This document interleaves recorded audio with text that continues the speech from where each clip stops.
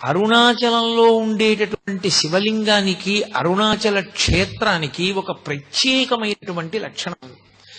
ఏమిటి ఆ లక్షణం అంటే, పరమేశ్వరుణ్ణి ఒకానొకప్పుడు ప్రార్థన చేశారు, అయ్యా ఇన్ని జన్మలు ఎత్తలేకపోతున్నాం, అందులో వచ్చేది కలియుగం, చాలా తేలికగా అజ్ఞానానికి వశులమైపోతాం, మాయకి లోబడిపోతాం, తప్పు పనులు చేస్తాం, మళ్ళీ పునర్జన్మలు వస్తాయి. మరి అలా రాకుండా ఉండాలంటే మాకు ఒక తేలిక మార్గం ఏదైనా ఉపదేశం చేయండి అన్నారు. ఆయన అన్నాడు, దర్శనాత్ అభ్రసదసి అన్నాడు. చిదంబరం వెళ్ళి ఎలా దర్శనం చెయ్యాలో తెలుసుకుని అలా దర్శనం చెయ్యండి, ఇక మీరు పుట్టవలసిన అవసరం ఉండదన్నాడు. చిదంబరంలో దర్శనం అంటే ఇందాకే మీతో ప్రస్తావన చేశా, తలుపు తీస్తారు, సిద్ధంగా ఉండండి అంటారు, ఆ తెర తీస్తారు, ఇలా చూసేటప్పటికి ఇలా జాగ్రత్తగా కళ్ళు నులువుకుని చూస్తారు, ఏం ఉండదు, మారేడు దళాల దండలు వేలాడుతుంటాయి, బంగారు మారేడు దళాలు, మామూలు మారేడు దళాల దండలు ఉంటాయి, తెరహేస్తారు, అయిపోయింది వెళ్ళిపోండి అంటారు. కొంతమంది అంటారు, దాంబికానికి నీకు కనపడలేదా, శివలింగం వెనకాల ఉంది కదూ అంటారు, ఉత్తిది, అదేం కాదు. అదేమిటండి ఏం లేదు కదా వెనకాతలంటే అదే చిదంబర రహస్యం అంటారు. అందుకే ఇప్పటికే అర్థం కాని విషయాన్ని చిదంబర రహస్యం అంటారు. ఆకాశము అంటే అంతటా నిండిపోయి ఉంటుంది, అంతటా నిండిపోయిన ఆకాశములో అన్నీ ఉంటాయి. ఇప్పుడు మఠాకాశము అంటాం, అంతటా నిండిపోయినటువంటి ఆకాశం ఒకటి అనంతాకాశము అంటారు. అనంతాకాశమునందు మఠాకాశము అంటే ఓ గదిలో ఆకాశం ఉంటుంది, మళ్ళీ అందులో కుండ పెట్టారనుకోండి ఘటాకాశము, మళ్ళీ ఆ కుండలో ఖాళీ భాగం ఉంటుంది, అది ఆకాశం. ఏమీ లేదనకూడదు, శూన్యం అనకూడదు, శూన్యం బౌద్ధుల వాదన, ఆకాశము సనాతన ధర్మవాదన. అందుకే శంకరాచార్యుల వారు అక్కడే ఖండన చేశారు, ఏమీ లేదు శూన్యం అన్నది వాళ్ళ వాదన, ఏమీ శూన్యం కాదు శంకరాచార్యుల వారి వాదన. ఎందుచేతనంటే, మీరు మా ఇంటికి వచ్చారనుకోండి, తలుపు కొట్టారు, ఇంట్లో ఎవరూ లేరు అంది పనిపిల్ల, ఓ అయితే కోటేశ్వరరావు వారి భార్య ఏ దేవాలయానికో వెళ్ళారనమాట అని మీరు అన్నారు. ఎప్పుడు వస్తారు అన్నారు, రాత్రి అవుతుంది, ఇప్పుడు వచ్చే అవకాశం లేదు, మీరు ఇక వెళ్ళలేదు, ఇంట్లోకి వెళ్ళిపోయారు. ఇప్పుడు ఇంట్లో ఎవరూ లేరా, ఇంట్లో ఎవరూ లేరని చెప్పేవాళ్ళు ఉన్నారా, ఇంట్లో ఎవరూ లేరని చెప్పేవాళ్ళు ఉన్నారు, అది శూన్యం కాదు, ఉన్నారు, అది ఆకాశం, అది శంకరాచార్యుల వారి వాదన, అది సనాతన ధర్మం. దానికి బౌద్ధం ఈ దేశాన్ని విడిచిపెట్టి వెళ్ళిపోయింది. శంకరులకు బౌద్ధం మీద ద్వేషం కాదు, శంకరుల వాదన పటిమ ముందు నిలబడలేక, అది సత్యం. కాబట్టి అటువంటి ఆకాశమును అనంతముగా నిండిపోయినటువంటి ఆకాశ స్వరూపాన్ని ఒక మఠాకాశంగా, ఒక గోడగా చూపించి దానికే వేస్తారు మారేడు దళాలు. అంతటా నిండి నిబిడీకృతమైపోయింది పరమేశ్వర స్వరూపమని అర్థం చేసుకోగలిగిన వాడికి చిదంబర దర్శనం తెలుస్తుంది, లేనివాడికి చిదంబర దర్శనం అర్థం కాదు వెళ్ళిన. అందుకని దర్శనాత్ అభ్రసదసి, చిదంబరం వెళ్ళి దర్శనం చేయమన్నారు కానీ మహాప్రభో మాకు అది ఎలా మనసులో నిలబడుతుంది, అంత తేలిక సాధ్యం కాదు. ఇంకొక మాట చెప్పండి, ఇంకొంచెం తేలిక మార్గం చెప్పండి అన్నారు. దర్శనాత్ అభ్రసదసి జననాత్ కమలాలయే, కమలాలయంలో పుట్టండి మీకు మోక్షం ఇస్తానన్నాడు. కమలాలయం అంటే తిరువారూరులో పుడితే మోక్షం, కానీ పుట్టడం మన చేతిలో ఉందా, ఎక్కడ పుడతానో ఏ కాలంలో పుడతానో ఎవరికి తెలుసు. కాబట్టి పుట్టడం నా చేతిలో ఎక్కడుంది పరమేశ్వర. ఇంకొక మాట చెప్పండి, ఆయన అన్నారు కాశ్యాంతు మరణాన్ముక్తి, పోని పుట్టడం నీ చేతిలో లేదు, నీ కర్తవ్యాలన్నీ అయిపోయాయి అనుకున్నప్పుడు కాశీ వెళ్ళిపోయి కాశీపట్టణంలో ఉండిపోయి కాశీపట్టణంలో శరీరం విడిచిపెట్టేస్తావా, మోక్షం ఇచ్చేస్తాను, నేనే వచ్చి కుడి చెవిలో తారక మంత్రాన్ని ఉపదేశం చేసి మోక్షం ఇస్తా, కాశీ వెళ్ళిపోతావా. అయ్యా కాశీ వెళ్ళిపోవడం అంటే అంత తేలిక, పిల్లల్ని వదిలేసి మనవల్ని వదిలేసి, పైగా నేను వెడదామనుకునే లోపల శరీరం వదిలిపెడితే ఎలా సాధ్యం అవుతుంది, అందుకని కుదరదు. ఇంకొక మాట ఏమైనా చెప్పండి, స్మరణాత్ అరుణాచలే, ప్రతిరోజు ఒక్కసారి అరుణాచల శివ అరుణాచల శివ అరుణాచల శివ అని నేను 3 మాటలు అంటున్నాను. 3 మాటలని శివుడు అనలేదు, స్మరణాత్ పైకి కూడా అనమని చెప్పలేదు పరమశివుడు. లోపల ఒక్కసారి అరుణాచల క్షేత్రాన్ని నువ్వు స్మరణ చేయగలవా, ఒక్కసారి గుర్తు తెచ్చుకోగలవా, అరుణాచల క్షేత్రాన్ని ఒక్కసారి గుర్తు తెచ్చుకుంటే మోక్షం ఇచ్చేస్తాడు. అందుకే స్కాంద పురాణంలో ఒక విషయం చెప్తారు, జీవయాత్ర అని ఉంటుంది. ఇప్పుడు బయటి యాత్ర విడిచిపెట్టండి, నేను చేసే యాత్ర వేరు, జీవయాత్ర అని ఒకటి ఉంటుంది. ఈ జీవుడు ఎప్పుడు బయలుదేరాడో తెలియదు, ఈ అజ్ఞానంతో ఎప్పటికీ పరమేశ్వరుడిలో కలుస్తాడో తెలియదు. ఎన్ని కోట్ల జన్మలెత్తాడో, ఎన్ని శరీరాలు విడిచిపెట్టాడో, ఎన్ని శరీరాల్లోకి ప్రవేశించి పుట్టాడో, ఎన్ని చోట్ల ఎన్ని ఖేదాలు అనుభవించాడో. ఈ జీవయాత్రకి అంత ఉండదు. కానీ ఒక జీవుని యొక్క యాత్ర, ఒక జీవుని యొక్క ఆ జన్మ పరంపరలు చూసినప్పుడు అరుణాచలంలోకి ఎవరైనా వెడితే, అరుణాచల క్షేత్ర ప్రవేశం చేస్తే వెంటనే జీవుని యొక్క యాత్రలో ఒక గీత పెడతారు, ఇలా ఎర్రగీత, వీడు అరుణాచల ప్రవేశం చేశాడు అని. అరుణాచల ప్రవేశం కాని చేశాడా, ఆ జీవుని యొక్క యాత్రలో ఒక విశేషమైనటువంటి మలుపు తిరిగింది అని గుర్తు. అందుకే అరుణాచలానికి వెళ్ళడం కానీ, అరుణాచల యాత్ర కానీ, అరుణాచల పట్టణంలోకి ప్రవేశించడం కానీ, అరుణాచలేశ్వరుణ్ణి దర్శనం చేయడం కానీ అంత తేలికైన విషయాలు కావు. ఒక్క కారణం చేత మాత్రమే ప్రవేశించగలరు అని చెప్పారు. ఏవా కారణములు అంటే, మీకు ఏమీ తెలియదు, మీకు ఏమీ చేత కాదు అన్న భావనతోటి, వినయంతో బయలుదేరితే అరుణాచల ప్రవేశం సాధించగలరు. అరుణాచలంలోకి వెళ్ళడానికి ఒకటే, పరమేశ్వర నాకేం తెలియదు, నాకున్నవన్నీ పాపాలే, నిన్ను నమ్ముకుని వస్తున్నాను, నువ్వే నన్ను అరుణాచల ప్రవేశం చేయించు అని అడిగినటువంటి వారికి అరుణాచల ప్రవేశం చేయిస్తారు తప్ప, అహంకృతితో కొంచెం డాంబికంగా బయలుదేరితే అరుణాచలంలోకి వెళ్లరు అని. జ్ఞాన సంబంధనాయనారంతటి మహానుభావుడు వెళ్ళలేకపోయాడు, దొంగలు కొట్టేశారు.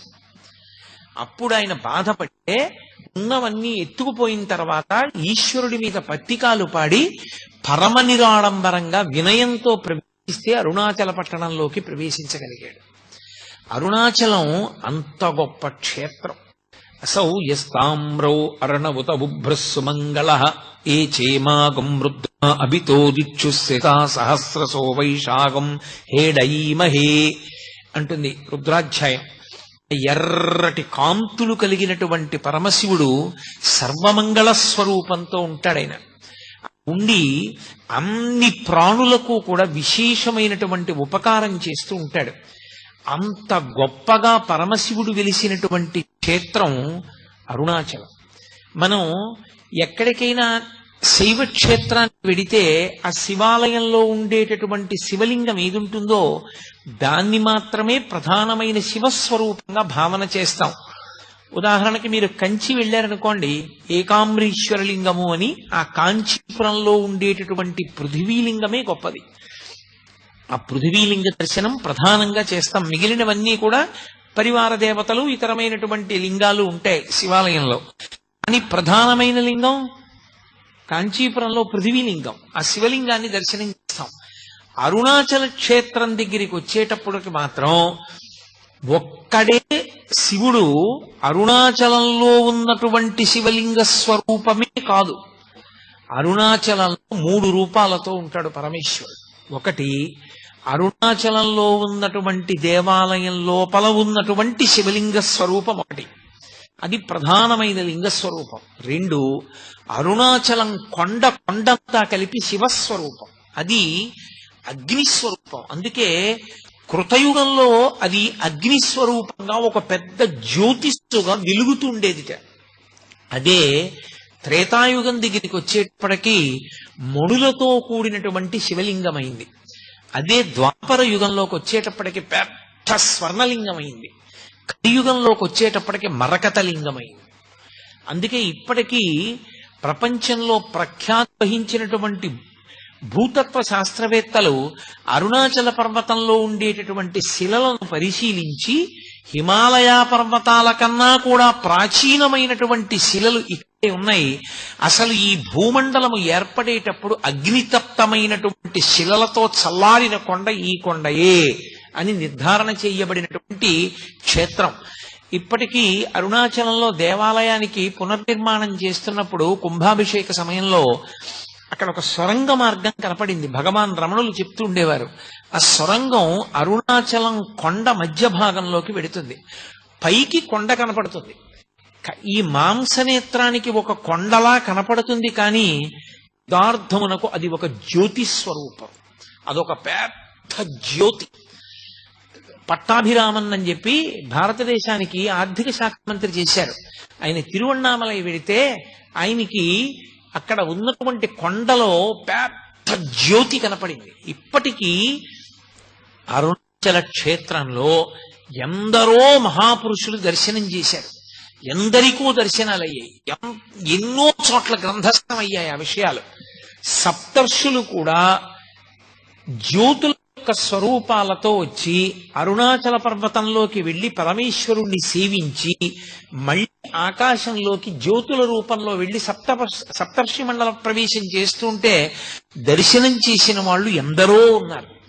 సభాముఖంగా చెప్పడం నాకు ఇష్టం లేదు, కానీ నేను మీతో ఒక విషయం చెప్తే మీరు ఆశ్చర్యపోతారు. నేను అరుణాచలం వెళ్ళినటువంటి మొట్టమొదటిసారి గిరి ప్రదక్షిణం ఎలా చెయ్యాలో కూడా నాకు తెలియని రోజుల్లో నేను ఎలా గిరి ప్రదక్షిణం చేయాలి, నాకు ఈ క్షేత్రంలో ఇంతకాలం ఉండాలి అని ఏమీ తెలియక నేను మళ్ళీ తిరుగు ప్రయాణం ఏర్పాటు చేసుకొచ్చేసాను.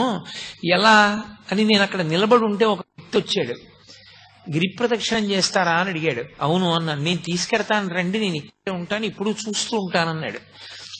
చీకట్లో నడిచి పెడుతున్నా. నాకు ఎప్పుడూ అనుమానం ఒకటి ఉండేది, రాములు తల్లిగారికి మోక్షం ఇచ్చారు, ఏ కారణానికి అని అనుమానం ఉండేది. నడిచి వెడుతుంటే ఆయన నన్ను రాత్రి 11 గంటల వేళ అకస్మాత్తుగా చేయి పట్టుకుని అటువైపుకి తీసుకెళ్లాడు, పొదల దగ్గరికి. రమణుడికి స్వార్థం, వాళ్ళ అమ్మకే మోక్షం ఇచ్చాడు, అవునా అన్నాడు. నేను తెల్లబోయాను, ఇదేంటి ఇంత ఖచ్చితంగా నా మనసులో మాట అన్నారని. ఏమైతే అని నేను ధైర్యంగా అన్నాను, అవును నాకు అనుమానం ఉంది. ఆయన అలా ఎందుకు ఇచ్చారు మోక్షం అన్నాను. నీకు తెలుస్తుందిలే అని ఆయన అని 4 అడుగులు వేశాం. మీరు నన్ను నమ్మండి, ఇంత పవిత్రమైన వేదిక మించి చెప్తున్నాను, అబద్ధాల అడుగు బతకవలసిన అవసరం నాకు లేదు. ఓవర్ బ్రిడ్జ్ మించి స్పీడ్ గా ఒక వెహికల్ దిగితే ఎలా దిగుతుందో స్ఫురద్రూపి తెల్లటి బట్టలు కట్టుకుని ఒక వ్యక్తి కొండ మించి అంగేసుకుంటూ దిగొచ్చాడు. మీరు ఇక్కడే ఉండండి అని నన్ను తీసుకెళ్లిన వ్యక్తి దూరంగా వెళ్లి ఆయనతో మాట్లాడాడు. నాకు ఒక్కటే కనపడింది, ఆయన చేతి గోళ్లు మాత్రం ఇలా వచ్చి ఇలా తిరిగి ఉన్నాయి, పెద్ద పెద్ద గోళ్లు ఇలా తిరిగిపోయాయి. ఆయన నేనంత దూరంలో నిలబడి ఉండగా ఈ పక్క నుంచి ఆ డొంకల్లోంచి నడిచి వెళ్ళిపోయాడు. మెరిసిపోతున్నాయి పాదాలు. నేను ఈయనకి ముళ్ళు గుచ్చుకోవా అని చూశాను, అదేంటి అంత మెరిసిపోతున్నాయి పాదాలు అనుకునే లోపల ఆయన నడిచి వెళ్ళిపోయాడు. నన్ను తీసుకెళ్లిన ఆయన అడిగాను, ఆయన ఎవరని. ఆయన ఒక సిద్ధ పురుషుడు, అంతకన్నా మీకు ఆయన గురించి ఇప్పుడు అర్థం కాదు అన్నాడు. ఆయన ఇంక అడగలేదు. అరుణాచలం ఎందరో సిద్ధ పురుషులకి అలవాలం. దేవతలు కూడా ఎప్పుడు దానికి ప్రదక్షిణం చేస్తూ ఉంటారు. ఎందరో మహాత్ములు అరుణాచలంలో ఉండేటటువంటి గుహలలో నివాసం చేస్తూ ఉంటారు. అంత గొప్ప పర్వతం, ఆ పర్వతం అంతా శివస్వరూపం, ఆ కొండంతా శివుడే. అందుకే ఒక్క అరుణాచల క్షేత్రంలో మాత్రమే ఒక మినహాయింపు. 24 మైళ్ల దూరం ఆ కొండ చుట్టూ 24 మైళ్ల దూరం దాని యొక్క తేజస్సు పడుతుంది. ఆ తేజస్సు ఉన్న లోపల దీక్షా నియమాలు లేవు, ఏ దీక్ష అక్కడ అవసరం లేదు. భగవాన్ రమణులు గోచి పెట్టుకుని ఉండేవారు, ఒక నూలు గోచి. ఆయన గోచి పెట్టుకుని కూర్చున్న రోజుల్లో శృంగగిరి పీఠం నుంచి ఒక పండితుడు ఒక ఆయన వచ్చారు. అప్పటికి నృసింహభారతి స్వామి వారు పీఠాధిపత్యంలో ఉన్నారు. అయ్యా, మీరు అన్నీ విడిచిపెట్టేశారు, మీకు ఏవీ బంధనాలు లేవు, కానీ ఇలా తెల్లటి గోచి పెట్టుకుని ఉండడం కన్నా సన్యాస దీక్ష తీసుకుంటే బాగుంటుంది. సన్యాస దీక్ష కాదంటారా? అథవా మీరు ఒక కాషాయ గోచి పెట్టుకుంటే బాగుంటుంది అన్నారు. రమణులు ఏం మాట్లాడలేదు. ఆయన అప్పుడు విరూపాక్ష గుహలో ఉన్నారు కొండ మీద. నేను కిందకి వెళ్లి స్నానం చేసి భోజనం చేసి 3 గంటలకు వస్తాను, ఏమైనా మనసు మార్చుకుంటే చెప్పండి అని కిందకి వెళ్ళారు. ఈలోగా ఒక వృద్ధుడు వచ్చి ఒక పెద్ద పుస్తకాల మూట ఒకటి అక్కడ దింపాడు. నేను ఇంకా స్నానం చేయలేదు, స్నానం చేసి వస్తాను, ఈ మూట చూడు అని రమణులకి చెప్పి వెళ్ళి రమణులు కిందకి దిగి ఆ మూటలో పైన ఉన్న పుస్తకాన్ని ఇలా తీశారు. దాని బట్టకి నొక్కుంది. ఎక్కడ నొక్కుందో అక్కడ తీసి చూస్తే సంస్కృతంలో ఉన్నటువంటి అరుణాచల మహాత్మ్యం పుస్తకం. ఆ పుస్తకంలో ఉంది, ఆ కొండకి 24 మైళ్ళ పరిధిలో ఏ దీక్షా నియమము లేదు, అందుకని సన్యాస దీక్ష అని ప్రత్యేకంగా తీసుకుని ఉండవలసిన అవసరం లేదు అరుణాచలంలో అని. ఆ వచ్చిన పండితుడికి అది చూపిస్తే తెల్లబోయి వెళ్ళిపోయారు. చిత్రం ఏమిటంటే ఆ వచ్చిన వాడు ఎవరో కాదు, భగవాన్ రమణుల్ని ఆదుకోవడానికి ఆ పుస్తకాలు పట్టుకుని పరమశివుడు వచ్చి ఆ మూట అక్కడ పెట్టాడు. ఇక మళ్ళీ రాలేదు ఆయన. ఆ బ్రాహ్మణుడు వచ్చి ఆ పుస్తకాలు భగవాన్ రమణుల దగ్గర తీసుకోలేదు. అంతటి పరమ సత్యమైనటువంటి క్షేత్రం ఆ క్షేత్రము. అక్కడ కొండ, శివలింగము. అరుణాచలేశ్వర దేవాలయంలో ఉన్నటువంటి శివలింగము అరుణాచల పర్వతం లోపలే ఉన్నటువంటి ఒక పెద్ద గుహ ఉన్నది అంటారు. ఇప్పటికీ అరుణాచల పర్వతం మధ్యలో ఉన్నది ఆ గుహ అంటారు. దానికే సొరంగ మార్గం ఉంది అని చెప్పేవారు రమణులు. అరుణాచల క్షేత్రంలో శివాలయాన్ని పునర్నిర్మాణం చేస్తున్నప్పుడు కుంభాభిషేక సమయంలో సొరంగం బయటపడింది. ఆ సొరంగం చిన్నగా అరుణాచల పర్వతం లోపల ఉన్న గుహ దగ్గరికి వెడుతుంది అంటారు. అక్కడ ఒక పెద్ద వటవృక్షం ఉంటుందని, ఆ మర్రి చెట్టు కింద దక్షిణామూర్తి స్వరూపంలో సిద్ధయోగ స్వరూపంతో పరమశివుడు ఇప్పటికీ కూర్చుని ఉంటాడని, సనక సనందనాది మహర్షులందరూ కూడా ఆయన్ని సేవిస్తూ ఉంటారని చెప్తారు. ఒకానొకప్పుడు భగవాన్ రమణులు అరుణాచల పర్వతం మీద నడిచి పెడుతుంటే విస్తరాకంత మర్రాకు ఒకటి వచ్చి గాలికి ఎడుకుంటూ ఎండు ఆకు ఆయన కాలికి తగిలింది. ఆయన మర్రాకు పైకెత్తి చూసి విస్తరాకంత ఉంది. ఈ అరుణాచల పర్వతం మధ్యలో ఉన్న గుహలో పరమశివుడు దక్షిణామూర్తిగా కూర్చున్నాడు. ఆ చెట్టు ఆకే ఎగిరొచ్చింది. నేను దర్శనం చేస్తానని బయలుదేరాడు. ఆయన కొంత దూరం వెళ్ళేసరికి ఆయన కాలు అనుకోకుండా అక్కడ ఉన్న ఒక పొదలో ఉన్న తేనె పట్టుకి తగిలింది. తేనె పట్టులో ఉన్న ఈగలన్నీ పైకి జుమ్మని లేచాయి. వెంటనే రమణుడు అన్నారు, ఈ కాలు తప్పు చేసింది, వాటి గూడు కదిపింది, కాబట్టి ఇది శిక్ష అనుభవించాలని ఆ కాలు ఒక రాయి మీద పెట్టి వదిలిపెట్టేశాడు. ఆ తేనెటీగలన్నీ వచ్చి ఆయన కాలు కుట్టగలిగినంతసేపు కుట్టాయి. ఇంత లావున వాచిపోయింది. ఆ వాచిపోయిన కాలు ఈడ్చుకుంటూ ఆయన కిందకి దిగి వచ్చేశాడు. పళనిస్వామి అని అప్పుడు ఆయనకి సేవ చేస్తుండేవాడు. అతను శ్రావణం తీసుకొచ్చి ఆ తేనెటీగల యొక్క ముళ్ళు ఆయన కాల్లో విరిగిపోయిన వాటన్నింటినీ బట్టికి లాగేశాడు. కానీ ఆయన శరీరాన్ని విడిచిపెట్టేసే పర్యంతము రమణుల యొక్క ఒక కాలు చాలా లావుగా ఉండేది. ఇప్పటికీ మీరు రమణాశ్రమానికి వెళ్ళి ఆయన యొక్క ఫొటోస్ చూస్తే ఒక కాలు లావుగా కనపడుతుంది. కారణం, ఆ దక్షిణామూర్తి దర్శనానికి ప్రయత్నం చేసినప్పుడు రమణ మహర్షి యొక్క ఒక కాలుని తేనెటీగలు కుట్టి, ఆ తర్వాత ఎవ్వరిని వెళ్ళొద్దని చెప్పేవారు రమణ మహర్షి.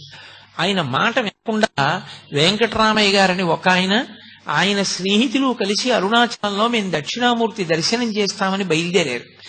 తీరా వాళ్ళు బయలుదేరి వెళ్ళిన తరువాత వాళ్ళు మార్గంలో చాలా చాలా కష్టాలు పడి వాళ్ళకి అసలు వెనక్కి తిరిగి వచ్చే మార్గం మర్చిపోయి ఉండిపోయారు. ఆ పైన ఉండిపోతే ఇక్కడ రమణుల యొక్క అనుగ్రహం వల్ల, కొండ కింద రమణులు చేసిన సంకల్పం వల్ల వాళ్ళు మళ్ళీ చీకటి పడిన తర్వాత కొండ దిగొచ్చారు. అప్పటి నుంచి ఎవ్వరూ ఆ సిద్ధయోగి దర్శనం చేసే ప్రయత్నం చెయ్యరు. కానీ ఇప్పటికీ పరమేశ్వరుడు అక్కడ దక్షిణామూర్తిగా మర్రి చెట్టు కింద కూర్చుంటాడని ఎందరో సిద్ధులు, యోగులు, దేవతలు ఆయన యొక్క దర్శనానికి వచ్చి వెడుతూ ఉంటారని ప్రతీతి. అలా అరుణాచల క్షేత్రం ముందు 3 రూపాలతో ఉంటాడు పరమశివుడు. అంత గొప్ప క్షేత్రంలో పరమేశ్వరుడు శివలింగంగా ఆవిర్భవించిన తరువాత అక్కడ జరగవలసినటువంటి పూజాది కార్యక్రమాలు ఎలా జరగాలి అన్న విషయాన్ని ఆయనే నిర్ణయం చేసి గౌతమ మహర్షిని ఆదేశించాడు. కంచిలో దుర్వాసో మహర్షిని కామాక్షి అమ్మవారు ఆదేశించింది, ఇక్కడ పూజా విధానాన్నంతటినీ నువ్వు నిర్ణయించు అని.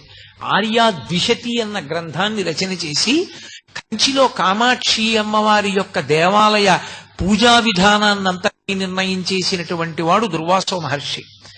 అరుణాచలంలో ఏ ఏ సేవలు జరగాలి, ఏ ఏ దేవాలయాలు ఉండాలి, ఏ ఏ పూజలు ఎలా చెయ్యాలి అని నిర్ణయం చేసిన వాడు పరమశివ భక్తి తత్పరుడైనటువంటి గౌతమ మహర్షి. పరమశివుడు గౌతమ మహర్షిని ఆదేశించాడు. ఆదేశించినప్పుడు ఈ క్షేత్రానికంతటికీ కూడా కాపలాదారుగా ఉండి క్షేత్రపాలకుడుగా ఉండవలసినటువంటి వాడు కాలభైరవుడు. ఈ క్షేత్రానికి స్థలవృక్షం ఇప్ప చెట్టు. ఇప్ప చెట్టు స్థలవృక్షంగా ఉంటుంది. ఇప్పటికీ లోపల ఇప్ప చెట్టు ఉంది. తలనీలాలు దాని కిందే తీస్తూ ఉంటారు. ఇప్ప చెట్టు ఉంటుంది. కిందే భగవాన్ రమణులు కొంతకాలం తపస్సు చేశారు. అలాగే ఇక్కడ నటరాజు ఉండాలి. అపితకుచాంబ అన్న పేరుతో అమ్మవారు ఉంటుంది. అలాగే విఘ్నేశ్వరుడు ఉంటాడు, సుబ్రహ్మణ్యుడు ఉంటాడు, పాతాళలింగం ఉంటుంది. ఇవన్నీ నిర్ణయం చేసినటువంటి వాడు పరమశివుడే. అక్కడ ఏ ఏ సేవలు జరగాలో, ఏ ఏ పూజలు జరగాలో నిర్ణయం చేసిన వాడు పరమశివుడే.